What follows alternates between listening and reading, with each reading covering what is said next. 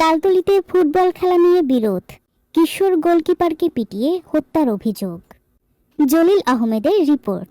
নিত্য নতুন খবর পেতে আমাদের পেজে ফলো দিয়ে সঙ্গে থাকুন। বরগুনার তালতলি উপজেলার ৫ নং বড়বগী ইউনিয়নের হরিণখোলা এলাকায় ফুটবল খেলাকে কেন্দ্র করে হজরত আলী নামের ১৫ বছর বয়সী কিশোরকে পিটিয়ে হত্যার অভিযোগ উঠেছে। নিহত হজরত আলী ওই এলাকার মৃত ইদ্রিস আলী খলিফার ছেলে এবং স্থানীয় একটি দলের গোলকিপার ছিল। স্থানীয় সূত্রে জানা গিয়েছে, শনিবার বিকেলে হরিণখোলা মাঠে ফুটবল খেলা চলাকালীন গোল হওয়াকে কেন্দ্র করে দুই পক্ষের মধ্যে বাকবিতণ্ডা শুরু হয়। এক পর্যায়ে প্রতিপক্ষ কিশোর গ্যাংয়ের নেতৃত্বদানকারী মুসা নামের এক তরুণ হজরত আলীর উপর চড়াও হয়। প্রত্যক্ষদর্শীরা জানান, কবিরাজপাড়ার রহিম মাস্টারের ছেলে মুসা ও তার সহযোগীরা হজরত আলীকে লক্ষ্য করে এলোপাথারি মারধর শুরু করে। গুরুতর আহত অবস্থায় তাকে উদ্ধার করে তালতলি উপজেলা স্বাস্থ্য কমপ্লেক্সে নিয়ে গেলে কর্তব্যরত চিকিৎসক তাকে মৃত ঘোষণা করেন। নিহত হজরত আলী তার মায়ের একমাত্র সন্তান। একমাত্র ছেলেকে হারিয়ে পাগলপ্রায় মা বারবার মুর্ছা যাচ্ছেন। কান্নায় ভেঙে পড়ে তিনি বলেন, ১০ বছর আগে ওর বাবা মারা গিয়েছে। কত কষ্ট করে ওকে কোলে পিঠে মানুষ করেছি। আমার কোল খালি করে দিল ওরা। ঘটনার পর থেকে এলাকায় চরম উত্তেজনা বিরাজ করছে। স্থানীয়দের অভিযোগ, অভিযুক্ত মুসা এলাকায় কিশোর গ্যাং পরিচালনা করে এবং তার অত্যাচারে সাধারণ মানুষ অতিষ্ঠ।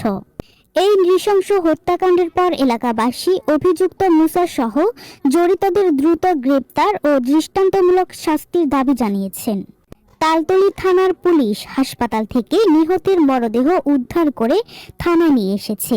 পুলিশ সূত্রে জানানো হয়েছে, সুরতহাল প্রতিবেদন শেষে মরদেহ ময়নাতদন্তের জন্য বরগুনা জেনারেল হাসপাতাল মর্গে পাঠানো হবে।